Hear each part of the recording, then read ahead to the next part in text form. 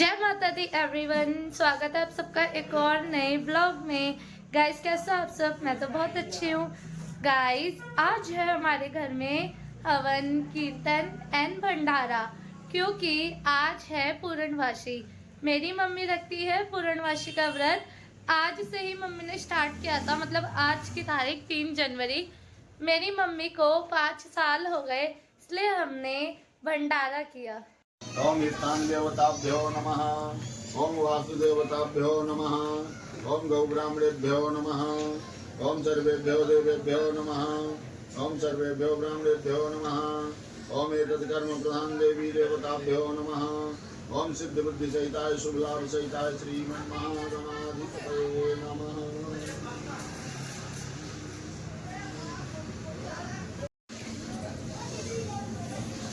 बालचंद्रो गजाननः द्वादशैतानि नामानि या पठेत् शृणुयादपि पूजारम्भे विवाहे च प्रवेशे निर्गमे तथा संग्रामे संकटेषु विघ्नः तस्य न जायते रेह ए ब्लॉक इति स्थितेः स्वकीय भवने यजमानस्य निवासस्थले अमुकनाम संवत् 2082 शाके 1947 शाके सिद्ध्यर्थी नामाब्द संवत्सराणां मध्ये श्री भुवन भास्करे दक्षिणायने उत्तरगोलयोः शिशिर ऋतौ पौष मासे शुभे शुक्लपक्षे पूर्णिमाय धीमहि तन्नो दन्तिः प्रचोदयात्।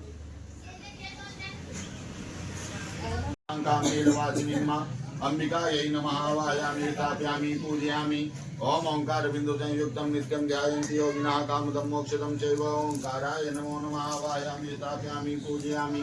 ओम श्री सदय लक्ष्मी च प्रतिमा राधवे पार्वे निजत्राणि रूपं वशिनो व्याप्तं मायुषनिशानं मुम्मै खान सर्वलोकं मयि खान श्रियै नमः आवाहयामि स्थापयामि पूजयामि। मुखे आचमनीयं सर्वाङ्गेषु स्नानीयं जलं समर्पयामि। प्रियद्वारी सर्वपापहरञ्चुवं दैत्यं कल्पितं देव स्नानार्थं प्रतिशय्यां पहले पंचमृत्य नहलाइए। सरस्वती तो पंचधासो देशे भवसरित पंचामृत स्नानं समर्पयामि। पंचामृत स्नानान्ते उपरान्ते वस्त्रम् उपवस्त्रम्। ओम युवाशुवासा परमेयो मनसा देवयन्तः शेतोष और का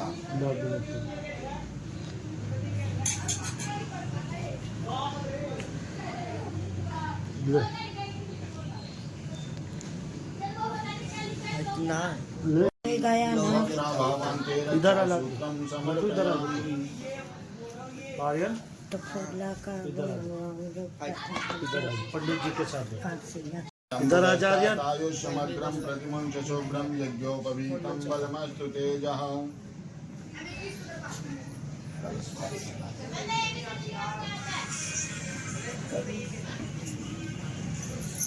साइड कर दो बोला तंटे के लिए यज्ञोपवीतं निवेदयामि उपरान्ते पुराचीनं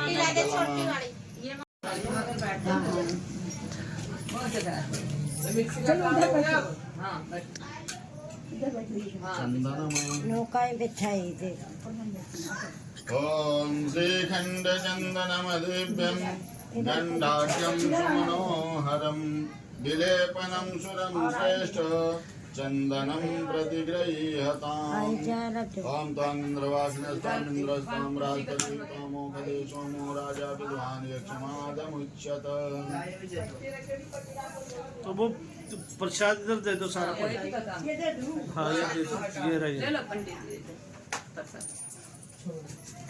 सिंदूरं शोभनं रक्तं सौभाग्यं देव सिंदूरं प्रतिगृह्यताम्।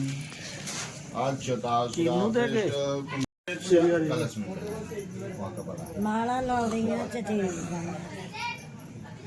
छोटी कुर्सी ओम औषधीः प्रतिमोदधं जो अजायत श्रोत्राद्वायुष प्राणसमुखादग्नि जायत।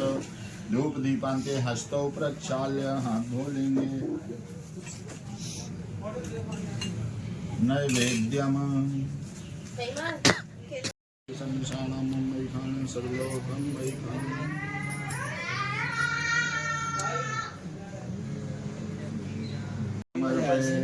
ग्रहाण सन्मुखो भूत्वा प्रसीद परमेश्वर। शर्करा खड्ग खाद्यानि दधि क्षीरघृतानि च आहारं भक्ष्य भोज्यं च नैवेद्यं प्रतिगृह्यताम्।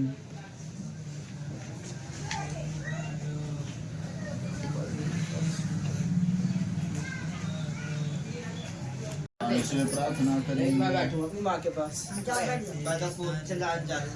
ओए घर में चलाने दे कोई भी चल। उठो अभी बैठ जा ना सुनो ना रिमांड लूंगा तेरा। अभी कथा सुनो ना ना इनको ध्यान लगाओ। अभी कथा सुनो एक सबसे पीछे है, सबसे आगे आई जा मेरा थोड़ा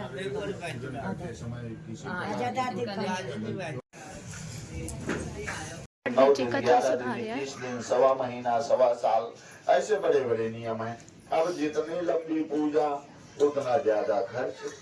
अब मान लो किसी के पास ज्यादा खर्च करने की सामर्थ्य नहीं है तो बेचारा पूजा ना करे। तो सोच रहे थे कि कोई छोटी सी पूजा निर्धारित करें जो थोड़े से समय में और थोड़े से खर्च में हो जाए और सारे लोग सहजता पूर्वक आराम से कर भी लें। तो कोई निर्णय नहीं कर पा रहे थे तो उनके बीच में सूत जी महाराज पहुंच गए। सूत जी महाराज को देख करके सभी ने सुंदर आसन दिया, आसन में विराजमान किया। तो सूत जी महाराज पूछने लगे, बोले ऋषियों आप इतने चिंतित क्यों हो? ना आपको धन की चिंता है, ना आपको घर की चिंता है, ना आपको बच्चों की चिंता है।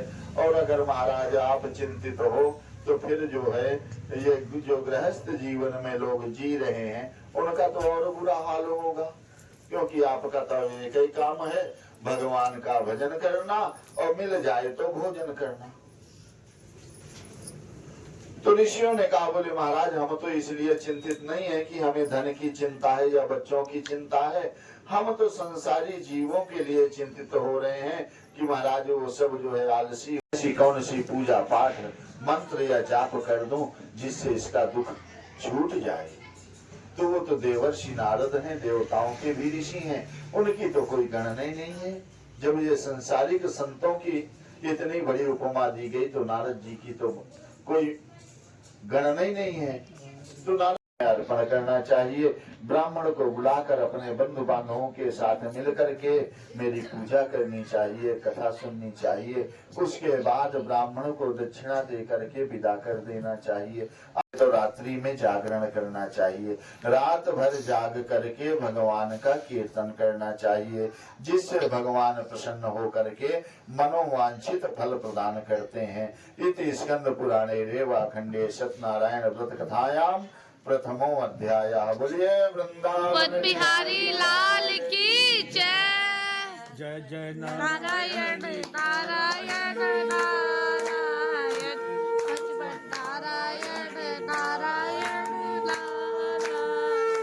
श्रीमद् नारायण नारायण नारायण जय जय नारायण नारायण नारायण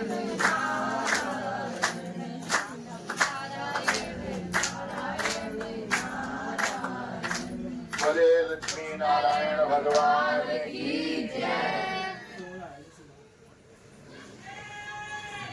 अथ द्वितीयो अध्याय।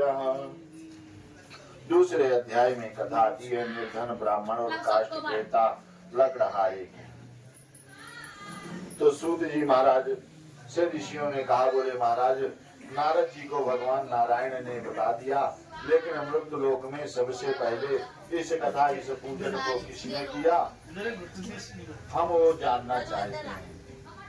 तो सूत जी महाराज कहते हैं कि काशी नामक नगर में एक सदानंद नाम का ब्राह्मण रहता था जो बहुत गरीब था और उसका नित्य प्रति का काम था नगर में जाना, भिक्षा मांग के लाना और भिक्षा मांगने से जो धन प्राप्त हो उसी से अपने परिवार का पालन पोषण करना।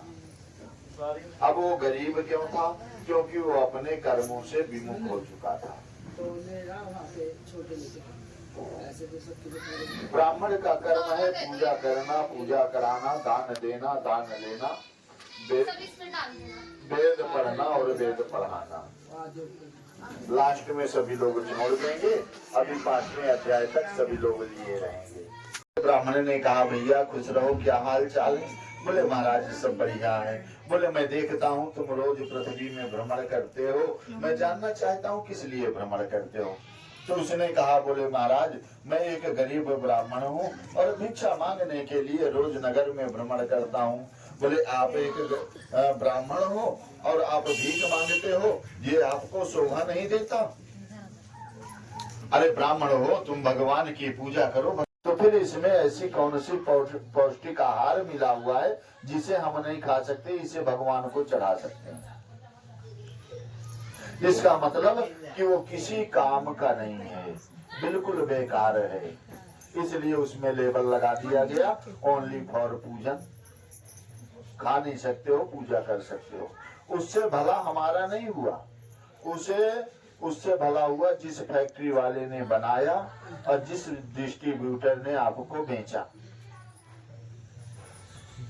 एक सेठ जी थे, वो रोज भोले बाबा की पूजा करते थे और पूजा करके भोले बाबा से कहते, बोले भोले बाबा एक पोता दे दे मुझे। रोज एक फल चढ़ाएं और भोले बाबा की पूजा करें। एक दिन भोले बाबा प्रसन्न हुए और भोले बाबा ने कृपा की, सेठ जी के घर में पोता हुआ, हॉस्पिटल में पोता हुआ। नर्स आई, बोले सेठ जी बधाई हो, आपको पोता हुआ। सेठ जी खुश हो गए, बोले वाह भोले बाबा तूने कृपा कर दी।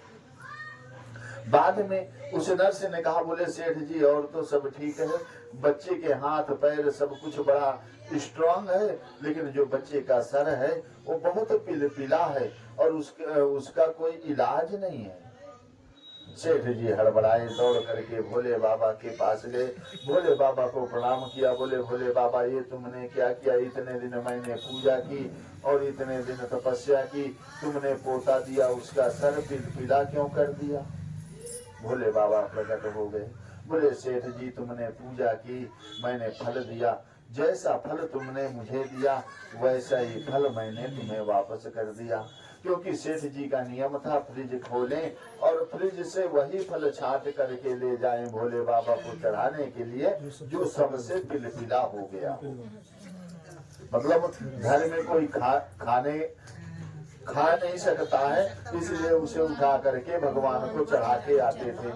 तो भोले बाबा ने कहा, बोले देखो सेठ जी ये गलती तुम्हारी है, ना मैंने कुछ तुमसे लिया है और ना अपना कुछ मैंने दिया है, जो तुमने मुझे दिया है वही मैंने तुम्हें वापस कर दिया है। क्योंकि भगवान कहते हैं कि मैं भाव का भूखा हूँ, मैं भाव ही बस सारे है, भाव से मुझको भले तो भाव से बेड़ा पारे, अन्य धन और वस्त्र भूषण कुछ न मुझको चाहिए, आप हो जाएं मेरे बस यही सत्कार है। बांध लेते भक्त मुझको प्रेम की जंजीर से, इसलिए इस भूमि पे होता मेरा अवतार है। गीता में भी भगवान ने कहा, पत्रम पुष्पम फलम तोयम एवं में भक्त्या प्रयक्षति। बोले मुझे एक दर्जन केले की आवश्यकता नहीं है, एक तुलसी पत्र चढ़ा दो मैं उससे प्रसन्न हो जाता हूँ, वो नहीं है। एक पुष्प चढ़ा दो मैं उससे प्रसन्न हो जाता हूँ, वो नहीं है। एक फल चढ़ा दो मैं उससे प्रसन्न हो जाता हूँ, वो भी नहीं है। तो हर जगह मिलने वाला एक लोटा जल चढ़ा दो मैं उससे प्रसन्न हो जाता हूँ। लेकिन अगर एक पुष्प आपने भगवान को अर्पण किया तो आपको लगे कि ये पुष्प प्रसाद में मिल जाए तो इसकी सुगंध लेने में कितना आनंद आएगा। अगर एक फल आपने भगवान को चढ़ाया तो आपको लगे कि पुजारी जी या पंडित जी इसे प्रसाद में दे दें तो इसे खाने में कितना स्वाद आएगा। यानी जो अपने मन को भाए वो भगवान के लिए, और जिसे हम ही नहीं खा सकते वो भगवान के लिए कैसे हो गया। अरे भगवान हमसे श्रेष्ठ हैं इसलिए चौकी में बिठा रखा है, हम नीचे बैठे हैं, तो इनका जो सामान होगा वो भी तो श्रेष्ठ होना चाहिए। तो लकड़हारा सुंदर सुंदर पूजन की सामग्री लेकर के आया और अपने बंधु बांधवों को बुलाकर, पंडित जी को बुलाकर उसने भगवान का पूजन किया, भगवान से प्रार्थना की। तो भगवान उसकी पूजा से प्रसन्न हो गए और भगवान ने उसे धन धान्य से परिपूर्ण कर दिया और वो इस लोक में सुख भोग करके अंत में स्वर्ग लोक को प्राप्त हुआ। इति स्कंद पुराणे रेवा खंडे सत्यनारायण व्रत कथायाम द्वितीयो अध्यायः। बोलिए वृंदावन बिहारी लाल की जय। नारायण नारायण भजन नारायण नारायण नारायण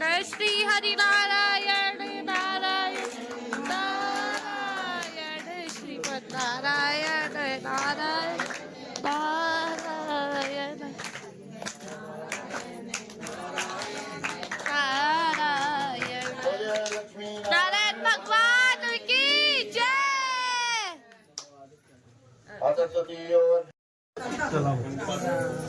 सूत जी महाराज से ऋषियों ने कहा, बोले महाराज इस कथा इस प्रसंग में बड़ा आनंद आ रहा है। हम जानना चाहते हैं उस ब्राह्मण लकड़हारे के बाद आगे इस पूजन को किसने किया। चतुर्थो अध्याय, चौथे अध्याय में कथा की है असत्य भाषण और भगवान के प्रसाद की अवहेलना करने का परिणाम। वहाँ से दोनों मंगलाचरण करके अपने नगर के लिए प्रस्थान कर दिए। तो भगवान भी बड़े मजा किया, जिसके पीछे पड़ जाएं हाथ धो करके पड़ते हैं। सूत जी महाराज कहते हैं कि वहाँ से दोनों वैश्य जो है अपने नगर के लिए प्रस्थान किए। तो भगवान भी जो है उनकी परीक्षा लेने के लिए पहुंच गए। भगवान ने एक दंडी सन्यासी का भेष बनाया और उनके सामने प्रकट हो गए। बोले चलो देखें इनमें इतना दुख पाने के बाद कुछ सुधार हुआ है या सठे साठ्यम समाचरे, जैसे थे वैसे ही हैं। तो भगवान ने उनके सामने प्रकट हुए। तो वैसे है थोड़ा मैं बनिया हूँ, व्यापार करने के लिए गया था, तो मेरे पास क्या होगा, वही तेज पत्ता, गरम मसाला, हींग, जवाइन, डोना, छलीला यही भरा हुआ है। भगवान ने कहा अच्छा मेरा होकर मेरे से चोरी। हरि व्यापक सर्वत्र समाना। जब कण कण में परमात्मा की मंदिर में भोग की थाली रखी, घंटी बजाई, पर्दा बंद किया, भगवान भोग लगा रहे हैं। नहीं तो भगवान पर्दे के अंदर भी है और पर्दे के बाहर भी है। भगवान ने कहा ये मत जो तुम कह रहे हो तुम्हारी बात सत्य हो जाए। और कुछ दूर में एक बट वृक्ष बरगद का पेड़ था। भगवान उसी के नीचे बैठ करके माला जपने लगे। इधर वैश्य की नजर जब नाव के ऊपर पड़ी तो पहले राजा ने हीरे जवाहरात सोना चांदी दिया था। नाव में वजन था, पानी में दबी थी। अब उसमें तेज पत्ता, गरम मसाला, कितना वजन। नाव पानी में उतराने लगी। उतराई हुई नाव को देख करके दौड़ कर गया, खोल कर देखा तो उसमें वही तेज पत्ता, गरम मसाला। देखते ही मूर्छित हो गया, जमीन में गिर पड़ा। दामाद आया, दामाद ने जल का छींटा लगाया, मूर्छा जगी। तो दामाद ने कहा, बोले देखो हमने अपराध किया है, हमने एक सन्यासी से, एक संत से झूठ बोला है। अब यहाँ मूर्छित होने से काम नहीं चलेगा। अगर कुछ कर सकते हैं तो वही कर सकते हैं, इसलिए हमें उन्हीं की शरण में चलना चाहिए।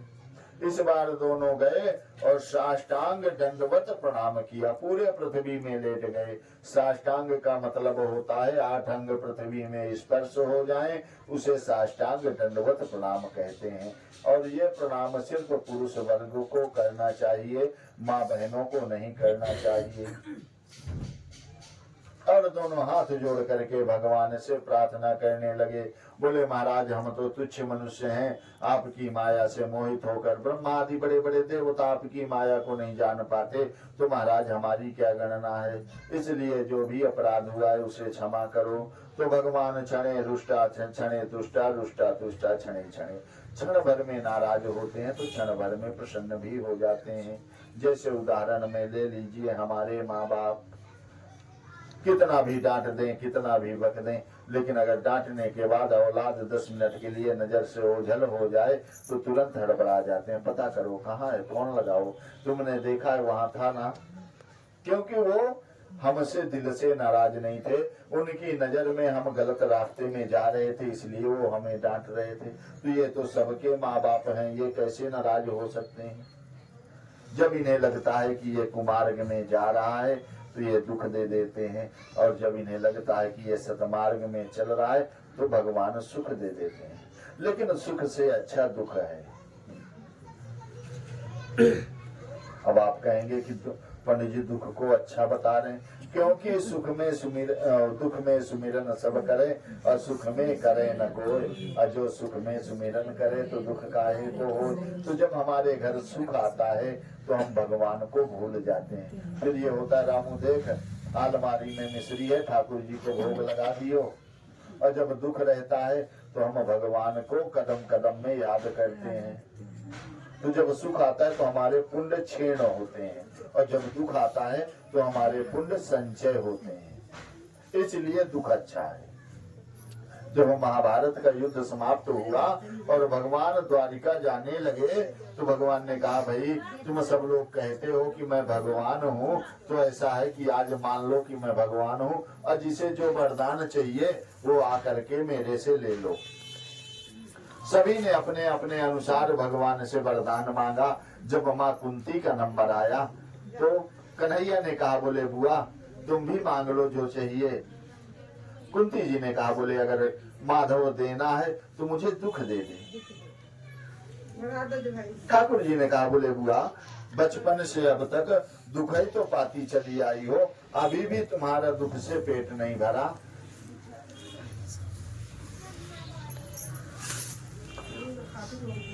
तो कुंती ने कहा बोले गोपाल जब तक हमारे पास दुख था तब तक तू था, आज दुख चला गया तो तू भी तो छोड़ के जा रहा है, इसलिए अगर दुख रहेगा तो तू साथ रहेगा। मुझे तो तुझसे प्रेम है, मुझे सुख और दुख से कोई लेना देना नहीं है, क्योंकि जब भगवान रहेंगे तो दुख हमारा कुछ बिगाड़ नहीं सकता। कितनी परीक्षाएं हुई पांडवों की और कदम कदम पे भगवान ने उन्हें बचाया, इसलिए दुख सुख से अच्छा है। भगवान प्रसन्न हो गए। भगवान ने कहा एवं मत जो तुम चाहते हो वही हो। आज उस वैश्य ने पहली बार यहाँ पे भगवान का पूजन किया। बताइए अब जंगल में कौन सा वो लड्डू पेड़ा पाया होगा। हम तो बहुत तैयारियां करते हैं, पंडित जी क्या क्या सामान लगेगा, क्या क्या लाना है, कितना लाना है, लेकिन उसे जंगल में कहाँ सामग्री मिली होगी। जो भी फूल पाती मिला उसी से उसने भगवान का पूजन किया। उसके मन में श्रद्धा जाग गई, भगवान के प्रति भाव जाग गए, उसका समर्पण भगवान के प्रति हो गया। तो भगवान ने उसका जो भी फूल पाती उसने अर्पण किया वही स्वीकार कर लिया और वहां से पूजन करके अपने नगर के लिए प्रस्थान कर दिया।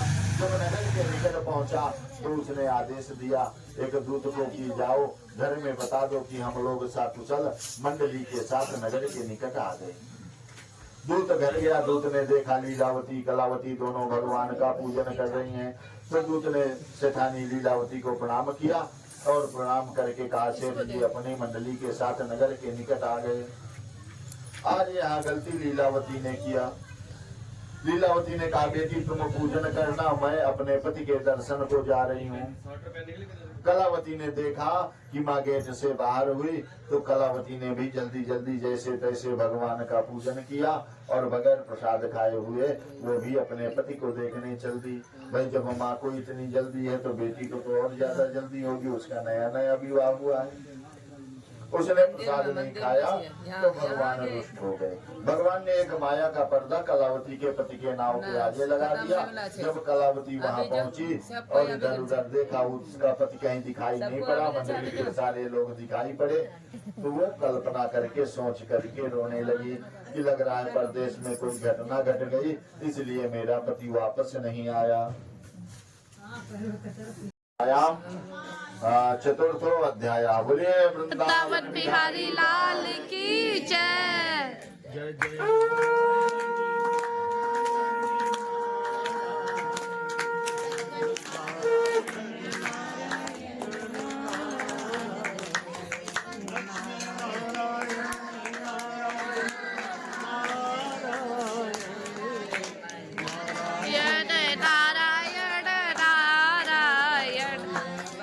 नारायण नारायण नारायण नारायण शिव नारायण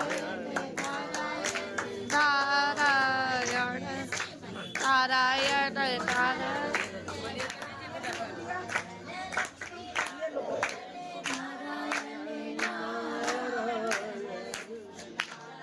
लक्ष्मी नारायण भगवान की जय। पंचमो अध्याय। पांचवें अध्याय में कथा की है राजा तुंगध्वज और गोपगणों की। सूत जी महाराज कहते हैं कि तुंगध्वज नाम का एक राजा था जो बड़ा जितेंद्रिय बड़ा सत्यवादी था। वो अपने प्रजापाल का वृक्ष था, उस वृक्ष के नीचे गया तो उसने देखा कि कुछ गोपगण भगवान का पूजन कर रहे हैं, लेकिन राजा इतने अभिमान में था ना तो वहां प्रणाम किया। गोपगणों ने जब पूजन समाप्त किया प्रसाद दिया तो राजा को भी प्रसाद दिया। लेकिन राजा ने देखा जैसे ही गोपगण गए वैसे ही राजा भी वहां से चल दिया। ना तो ऋषियों ने कहा, बोले महाराज ये बातें ठीक हैं, लेकिन ये बताओ जिन लोगों ने पहले जन्म में इस पूजन को किया उनका दूसरे जन्म में क्या हुआ, हम वो जानना चाहते हैं। तो सूत जी महाराज कहते हैं कि जो सदानंद नाम का ब्राह्मण था वो दूसरे जन्म में सुदामा नाम का ब्राह्मण बना और भगवान कृष्ण की भक्ति करके वैकुंठ लोक को प्राप्त हुआ। जो लकड़हारा था वो दूसरे जन्म में भिल्ल गुहों का राजा हुआ, निषाद राज। भगवान राम को प्रयाग में मिले और राम जी की भक्ति करके वैकुंठ लोक को प्राप्त हुए। जो उल्का मुख नाम का राजा था वो दूसरे जन्म में महाराज दशरथ हुए और रंगनाथ की पूजा करके वैकुंठ लोक को प्राप्त हुए। जो साधु नाम का बनिया था वो पहले जन्म में सत्यव्रती हुआ तो दूसरे जन्म में सत्यवादी मोरध्वज नाम का राजा बना और इस जन्म में भी भगवान ने उसकी परीक्षा ली और उसने अपने पुत्र की आधी देह भगवान को अर्पण की, जिससे वो भी वैकुंठ लोक को प्राप्त किया। जो तुंगध्वज नाम का राजा था वो दूसरे जन्म में स्वयंभू मन हुए और भागवत की कथा को सुन करके वैकुंठ लोक को प्राप्त हुए।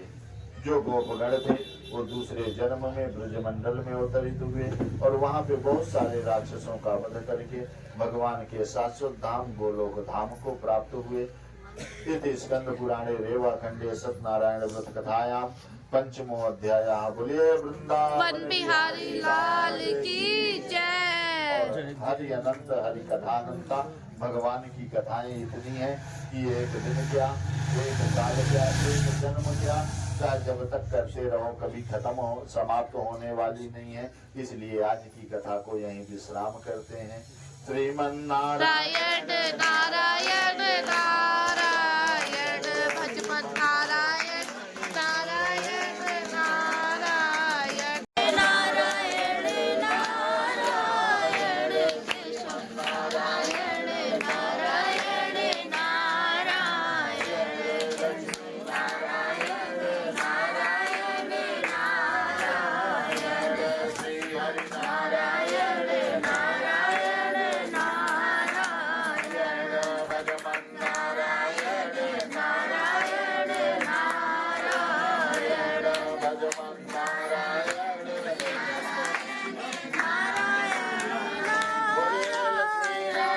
भगवान की जय। अब हवन करेंगे। हवन करेंगे, हवन करेंगे। क्या क्या बना अंकल? पकोड़े और कचौरी और कड़ी चावल है, अभी बन रहा है।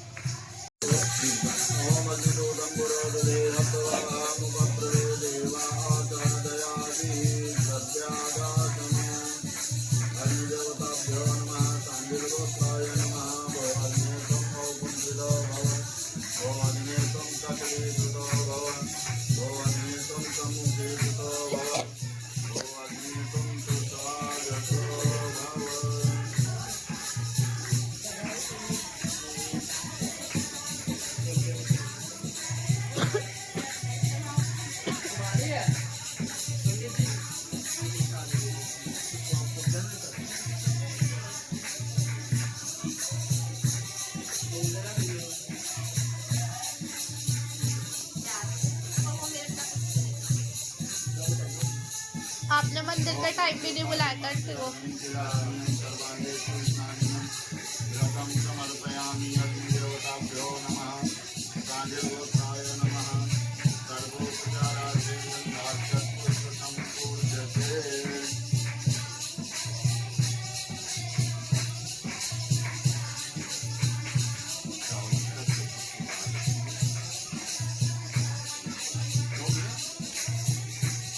अब जल में डालना, अब आहुति देना।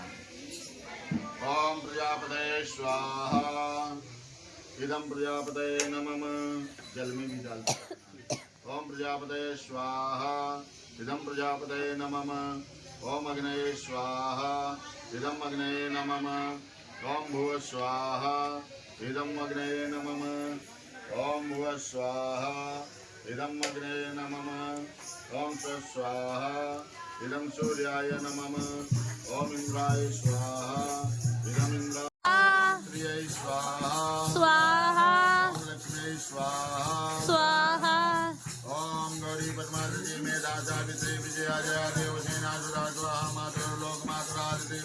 आत्मना कुलदेवता स्वाहा ओम लल्ला डालता है स्वाहा ओम गौरी स्वाहा स्वाहा ओम सत्यै स्वाहा स्वाहा ओम मेधायै स्वाहा पुष्टै स्वाहा स्वाहा ओम आत्मना कुलदेवतायै स्वाहा स्वाहा गणेशेनाधिकायै स्वाहा स्वाहा ओम जयंती मंगला काली भद्रकाली कपालिनी दुर्गा क्षमा शिवा धात्री स्वाहा सुधा नमस्ते स्वाहा स्वाहा जय तम देवी चामुंडे जय भूतारती हारिणी जय सर्वगते देवी कालरात्रि नमोस्तुते स्वाहा स्वाहा ओम अपाम्बदे बंबरणाय स्वाहा स्वाहा ओम अपाम्बदे बंबरणाय स्वाहा स्वाहा ओम अपाम्बदे बंबरणाय स्वाहा सच्चते पूर्णस्य पूर्णमादाय पूर्णमेवावशिष्यते पूर्णमयि पूर्णत्वं स्वाहा ओम वजो पवित्रमस्तधारं वजो पवित्रमस्तधारं मा देव स्वाजपिता पुनातो वजो पवित्रेण सतधारेण तुमाकामधुक्षः बोले नारायण भगवान की पति घर आवे शाम सुंदर कर आवे कष्ट मिटे तन का ओम जय जगदीश हरे मात पिता तुम मेरे शरण गहूँ मैं किसकी स्वामी शरण गहूँ मैं किसकी तुम विनय और न दूजा प्रभु विनय और न दूजा आस करूँ मैं जिसकी ओम जय जगदीश हरे पूर्ण परमात्मा तुम अंतर्यामी स्वामी तुम अंतर्यामी पार ब्रह्म परम स्वामी जय दीनानाथ हरे स्वामी जय जय श्याम हरे स्वामी जय जय भक्त जनों के संकट दास जनों के संकट क्षण वाला दूर करे ओम जय कर्पूरगौरं करुणावतारं संसार सारं भुजगेन्द्रहारं सदा वसन्तं हृदयारविन्दे भवं भवानी सहितं नमामि त्वमेव माता सपिता तमेव तमेव बन्धु सखा तमेव तमेव वेत्ता शरणं तमेव सर्वं मम देव देव मम देव देव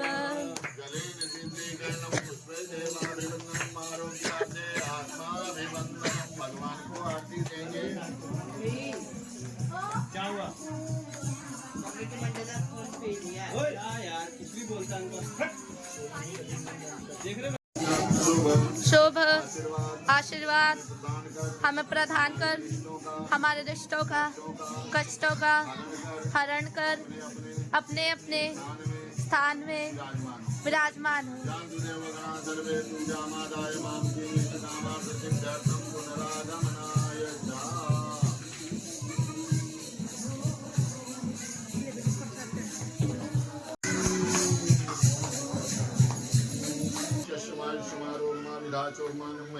धनं धान्यं भव्यश्लाभं सुखलाभं स्वार्थलाभं सत्संवत्सरं दीर्घमायुः तू वायरल बात समाप्त। पंडित जी बहुत सुकून मिला आपकी पूजा में। गाइस इधर केले टूट रहे हैं, फिर बाहर प्रसाद बांटेंगे। केले टूट रहे हैं, बाहर प्रसाद बांटना है। तीनों लगे हुए, तीनों बच्चे लगे हुए हैं।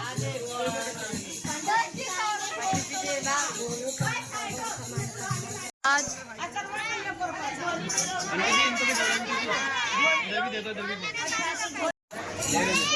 भीड़ है, सबको बताशे वगैरह बांट दिया और पूनम आंटी जी फल।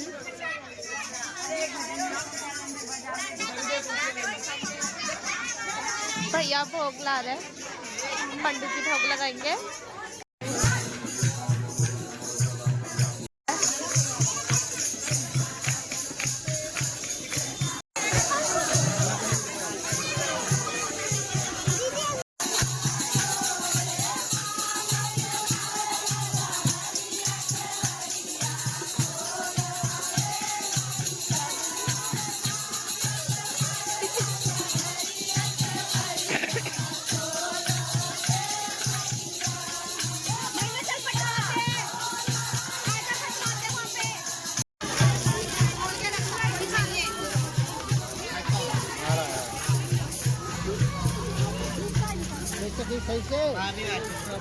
ढंग से पकड़ो, मेरे हाथ में देता रहे। देखो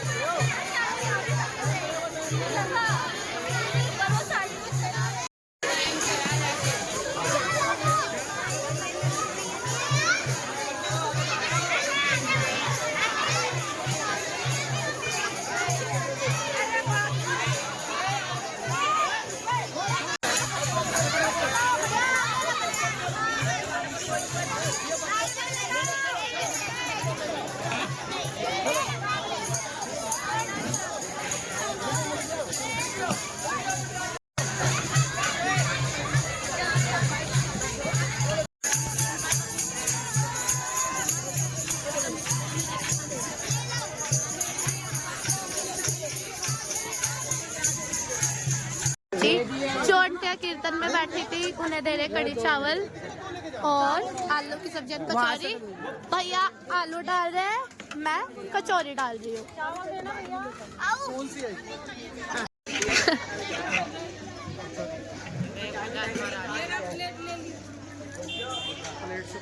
खुशी भाभी आई, बहुत अच्छा लगा भाभी आप आए, thank you so much. Welcome. हम भाई भगवान के कामों में आते हैं इसलिए, और मम्मी का बहुत ज्यादा मन था, हमारा भी। वो तो जब मैं बोलूंगी हाय करो तब करना, ठीक है गाइस। ये है मेरी दादी, दादी हाय करो। मैं हाय, मेरी प्यारी दादी है, मेरी प्यारी दादी। लाइक करो, लाइक करो, सब्सक्राइब करो सब्सक्राइब करो मेरी पोती के चैनल को, मेरी पोती के चैनल को। महिमा अबुआ। महिमा अबुआ।